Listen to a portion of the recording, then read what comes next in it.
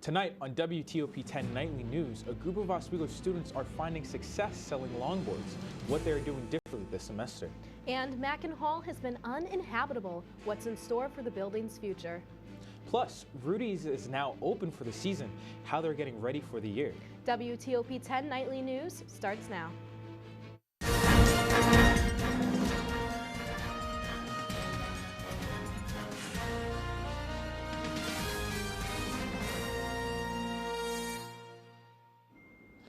Good evening and thank you for joining us. I'm Nasir Miko. And I'm Madeline Cummings. Rudy's is officially open for the season. Traditionally, it opens on the spring equinox each year.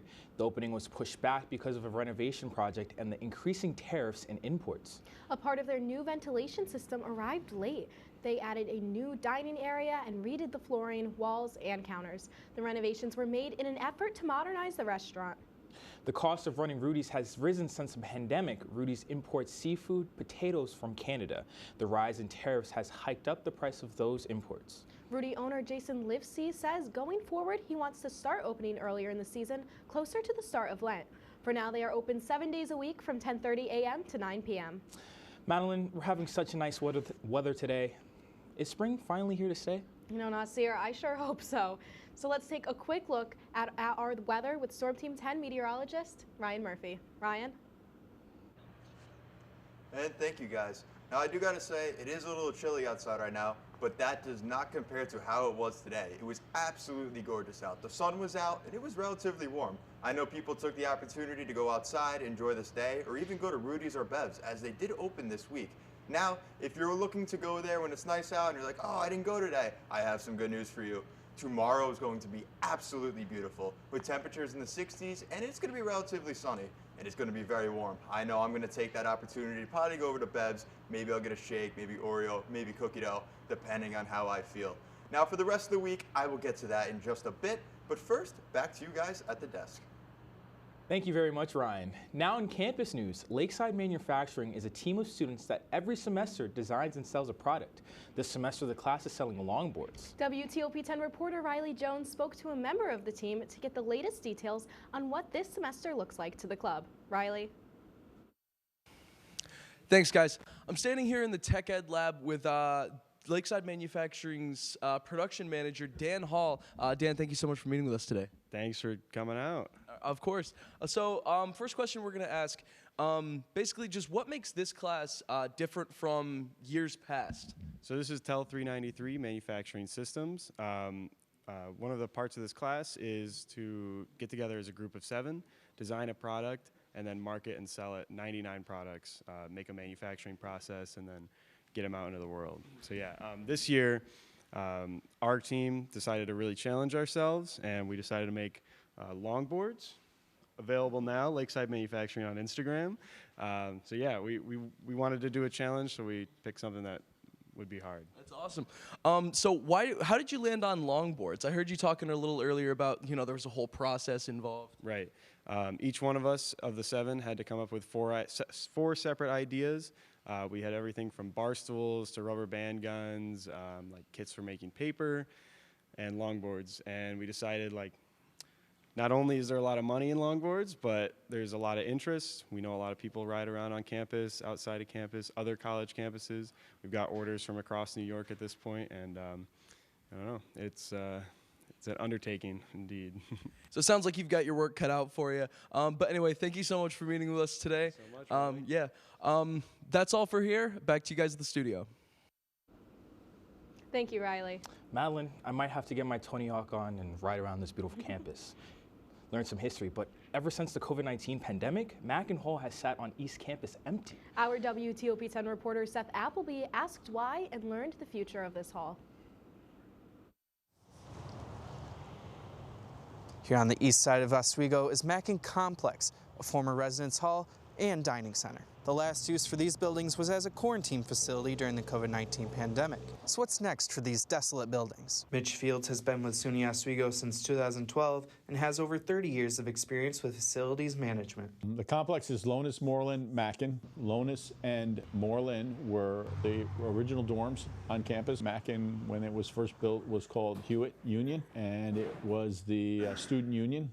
There are beautiful meeting rooms in there. There's a dining hall downstairs. The buildings were built in the 1940s after World War II in order to serve students who were previously living in nearby Army barracks, known as students as Splinter Village. What we call the Sheldon Quad, which has Sheldon Hall, Lonis Moreland Mackin Complex, Rich Hall, Park Hall, and Wilbur Hall, and then much later Lee Hall was in fact the original 1948 SUNY campus. Over the years, Mackin Complex's main use was dorms for students, but years have passed since they've seen that kind of life, and the passage of time has started to sink in. Right now I'm behind the Mackin Complex near the old receiving dock, and it isn't hard to see with the broken concrete, the overgrown vegetation, that this place hasn't been used in a while. But that doesn't mean the building is completely abandoned, at least not yet. SAVAC, the ambulance corps, the student volunteer ambulance corps, is in the lowest level of Moreland. And they have a garage out back, so there's a small headquarters there. The rest of the building is empty. Lonis is completely empty and really sort of shelved. And Mackin Hall is the home of the major projects group on campus, and there's a few custodial people in there as well. Aaron Johnson, the last custodial staff in Mackin, made it clear that the dismantling process has already begun. And we've emptied out these rooms because we're consolidating all the furniture down onto one end, just in preps for when it does go down. The immediate plans is we're going to try to get out of that building, and we're going to try to basically decommission it and mothball it. Further down the road, it's beyond the point of really any effective renewal or renovation, so it will probably be demolished and removed off campus, and I think that area will become more or less a wooded area. And even though Mackin Complex may be coming to its end, future students can look forward to walking through an arboretum where the current buildings sit. Seth Appleby, WTOP-10. Field says that renovations to Mackin Hall would cost between $60 and $70 billion to remove the asbestos-filled flooring, walls, and ceiling. Says that renovations would simply be unfeasible. But coming up after the break, Senator Chuck Schumer has revoked the operating license of a New York helicopter touring company. And a house fire in the city of Oswego. We have the latest details after the break. When you look at the number of disasters in the U.S., chances are every area will deal with some kind of emergency in the next decade. And between school, sports, and social lives, chances are you won't be with your kids when it happens. Will they know what to do? Ready.gov/kids has the educational tools and information to make the conversation easy. When the time comes, chances are they'll feel prepared, not scared. So talk with your family today.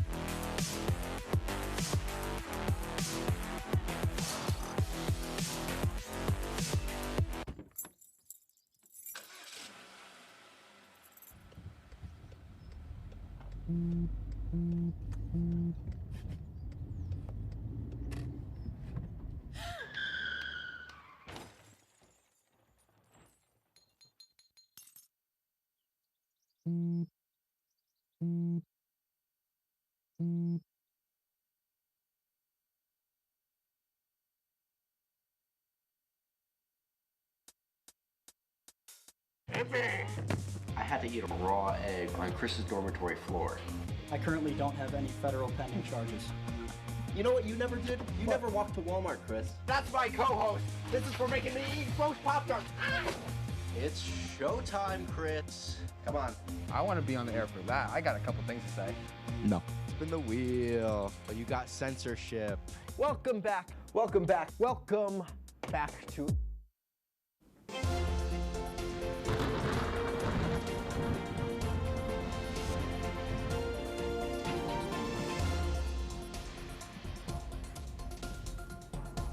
And welcome back to WTOP-10. I'm meteorologist Ryan Murphy with your local weather forecast. Now we're going to start off by taking a look at our live satellite and radar, and you can see there is no clouds overhead and there's especially no rain. That has been a problem throughout the week. I know a few games here on campus got canceled. but that's not going to be a worry, at least as today. And same thing with tomorrow. Tomorrow is going to be very nice. I will get to that in just a second.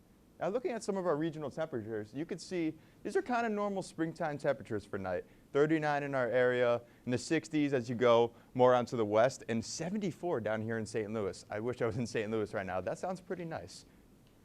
Now, looking at our current conditions here in Oswego, it is 49 degrees. It's a little cloudy outside as clouds are going to start to roll on in. I'll get to that in my future cast. It is a bit chilly outside with a wind chill of 44 degrees. Now, if you're going to gamble on the weather, no matter what you choose, it's probably going to hit because it's going to be pretty different throughout the week. Tomorrow being 63 degrees, as you can see here. It's going to be pretty sunny outside. It's going to be very nice. But the next day, it is going to rain. The temperatures are going to decrease too. It'll go down to 49 degrees. And now Wednesday, that's the real curveball. It'll be 41 degrees and have a mix of snow and rain. Early Wednesday morning, it is going to snow. We're probably going to wake up to a little bit of it. It's Oswego. I guess it's how it goes around here. Now looking at our future cast, you can see tonight through tomorrow morning, some clouds are going to roll on in, and we'll get a few staggered showers throughout the day, especially on Tuesday. You'll see those showers will kind of peep on in, and that will continue on throughout the day into the night. But then that will transition into snow Tuesday night into early Wednesday morning, and there's going to be some mixed precipitation on Wednesday, so you might want to watch out for that. Keep that in mind when you're going to either work or class. Now for Monday, starting it off, it is going to be a bit chilly, 44 degrees, but it is going to quickly warm up by noon with 53 degrees, and it's going to warm up even more at 63. Now the sun should be out at around 3 o'clock, so I would take that opportunity to go outside. You know, it's spring, and it has not been this warm in a while, so I know I'm going to do that myself. Now tonight is going to drop down to 36 degrees and some clouds are going to roll on in. So if you're going outside, you might want to throw a jacket on, put on a sweatshirt, just keep that in mind. And it will be a little breezy. Now tomorrow, it is going to be beautiful, 63 degrees, few clouds here and there, but honestly, it's ideal conditions and it's going to finally feel like spring. I know I have been looking forward to that. Now for extended forecast, you can see here the temperatures and the weather throughout the week is going to change just a bit. Now, the temperatures are going to drop a little bit in the midweek, especially Wednesday with that snow, but it'll warm right back up by Friday. We get a couple showers in that afternoon going into the weekend, but Sunday itself should be pretty nice. That's all I have for my forecast. Back to you guys at the desk. Thank you, Ryan. Moving away from campus news and into city news, a fire in the city of Oswego resulted in one resident being transported to a local hospital. Firefighters were dispatched at 4 a.m. When they arrived to the single-family home, the house was fully engulfed in flames. Firefighters were on the scene for 2 hours and got the fire under control, keeping it from spreading to nearby homes. The cause of the fire still remains under investigation. A Stop DWI campaign coordinator and law enforcement agencies across the state of New York are joining forces to bring public awareness about the dangers of impaired driving. As April 20th, also known as 420 approaches, marijuana users may be expected to increase their intake. Oswego County Stop DWI coordinator David Hall says that participants will take part in a high visibility engagement campaign in the state's Stop DWI 420 Day. Over 300 people sat and waited in the Lake Ontario Event Center in hopes that Representative Claudia Tenney would show up to address their concerns. But she never did. During the past 6 Saturdays, rallies have been held in Bridge Street protesting the Trump administration's new tariffs. Community members are worried that Tenney isn't representing their concerns because she isn't present to listen. New York Senator Chuck Schumer is calling on federal authorities to revoke the operating permits of the helicopter tour company whose chopper plunged into the Hudson River, killing a family of 5. At a press conference today, Schumer said the company, New York Helicopter Tours, should be required to halt all flights while the National Transport Safety Board investigates the deadly crash. The case of Thursday's crash is still not determined. When WTOP-10 Nightly News continues, a night of bluegrass in Oswego. How one special performance celebrated a banjo icon and brought his legacy to the stage. And from high school hallways to the Hall of Fame, how a band with local roots earned a spot in upstate New York music history.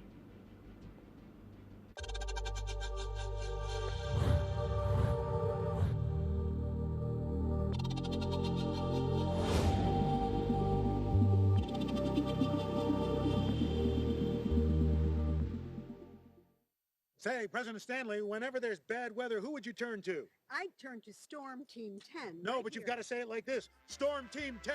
Say it with me. Storm Team 10.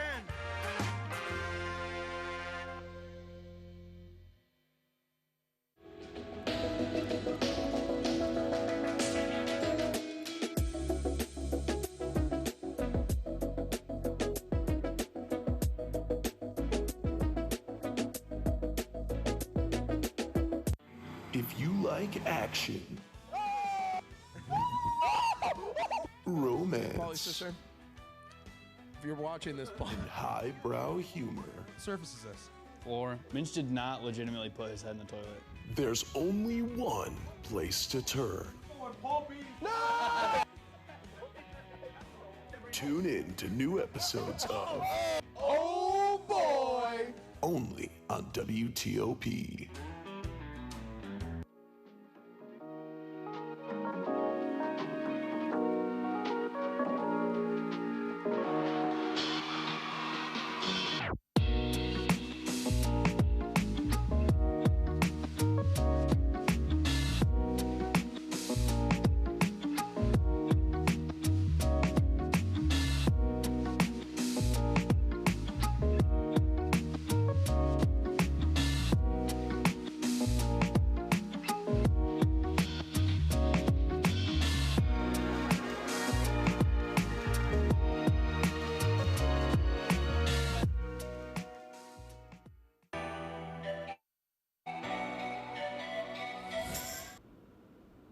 Welcome back to WTOP-10 Nightly News. In entertainment news, Geneva's own gym class heroes were just inducted into the Rochester Music Hall of Fame.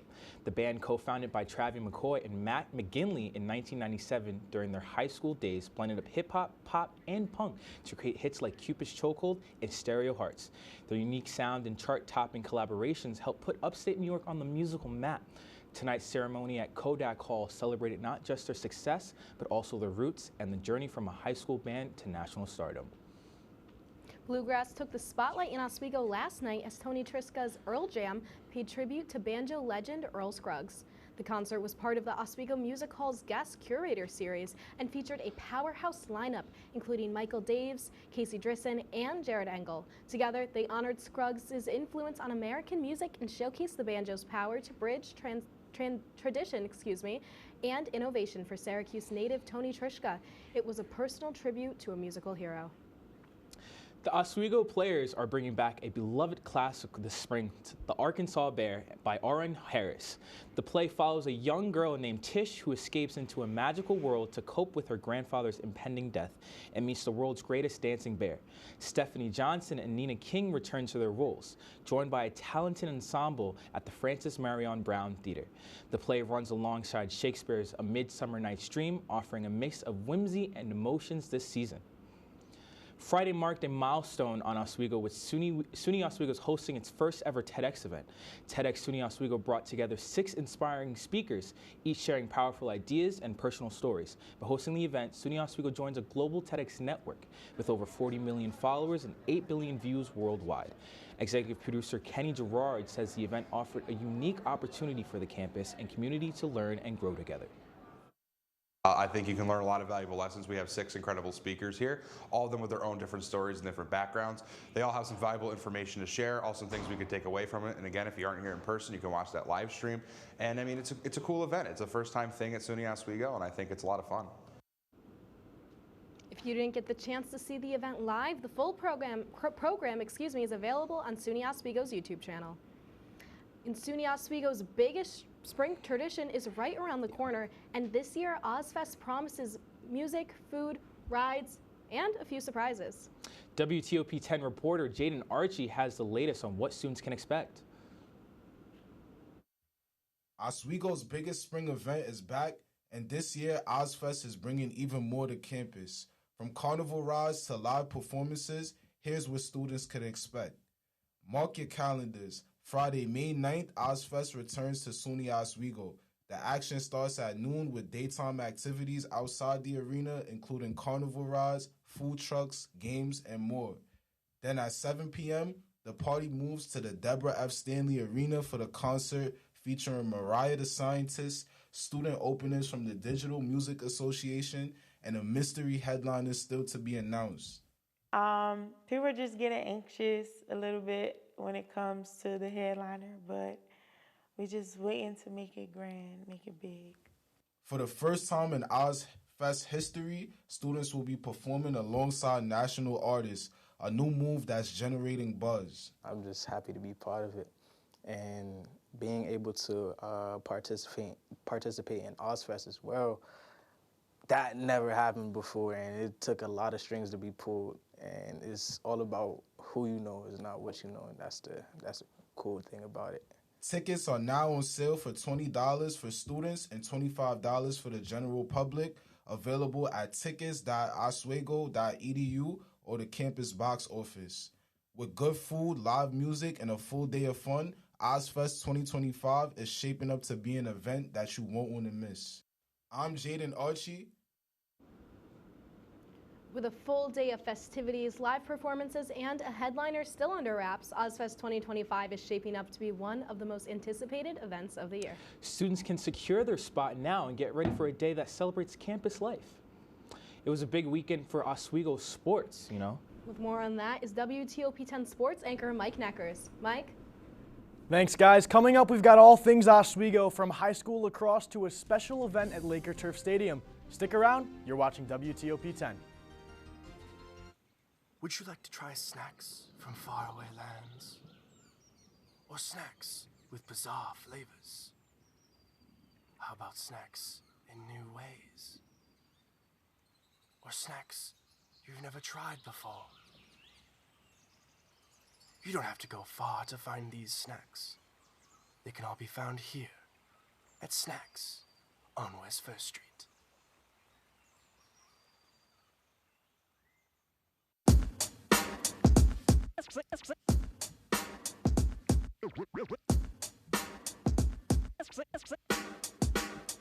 Yeah, we're walking around campus, and what do we see? All these clubs are looking. They looking for me.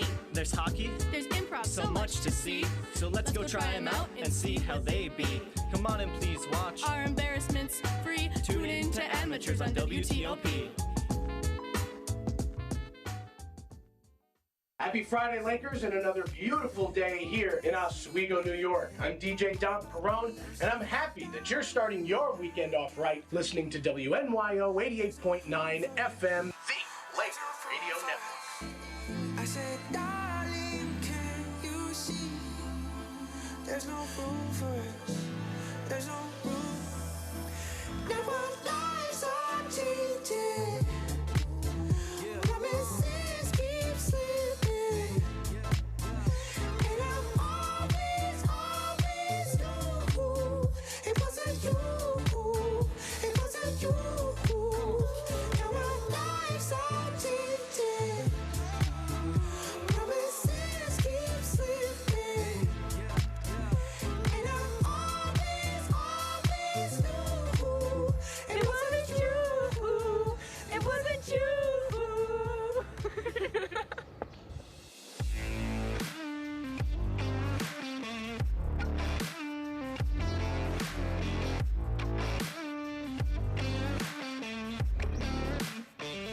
Welcome back into WTOP-10 Nightly News. I'm Mike Neckers, and here's your local sports report. We'll kick things off with the Oswego Buccaneers high school boys lacrosse team. The Bucs are a very young team, graduating just 9 seniors and returning a majority of their team next season. Unfortunately, they are still searching for their first victory of the season and are currently sitting at 0-4 on the year, most recently with a tough loss to Whitesboro. Despite this rough start, head coach Patrick Bond, who took over the varsity position just this year, is confident in this young team's abilities to grow and build a successful program.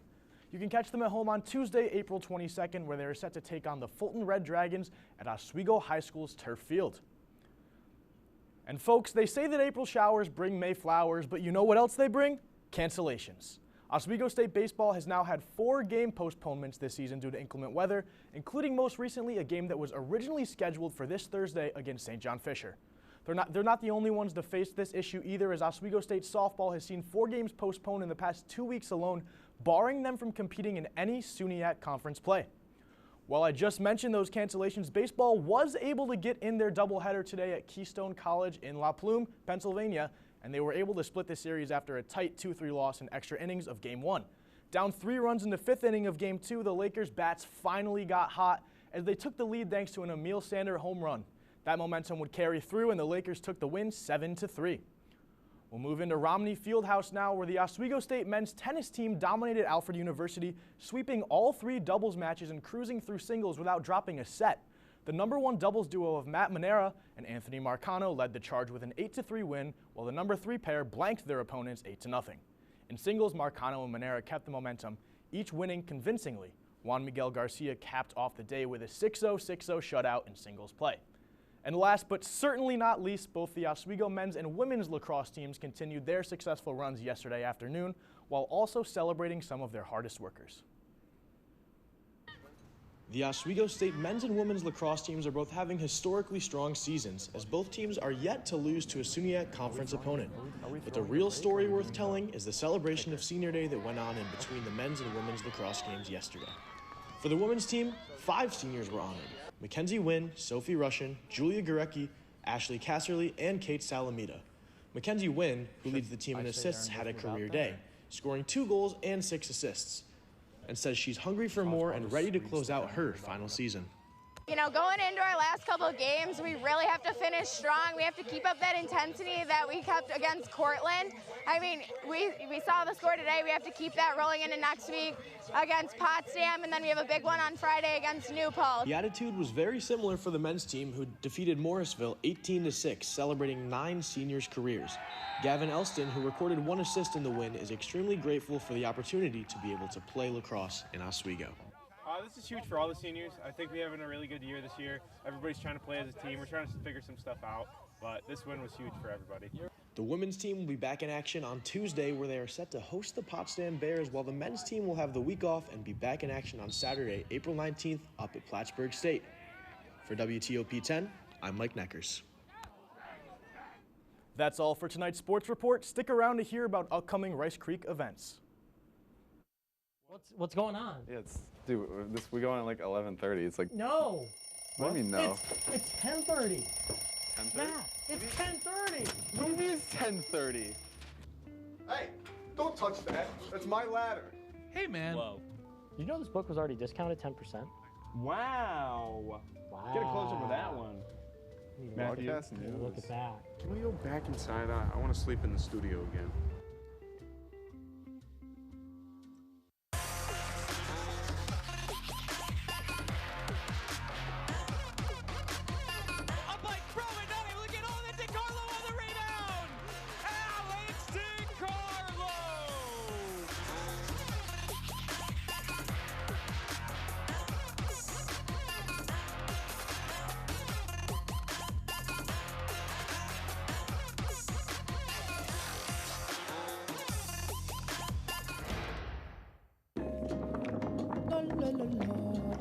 Free.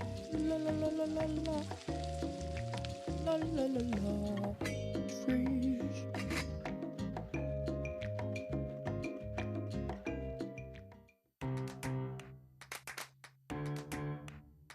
We'll deep dive into our feelings in our Real Talk segment. Stay tuned because it's about to get real.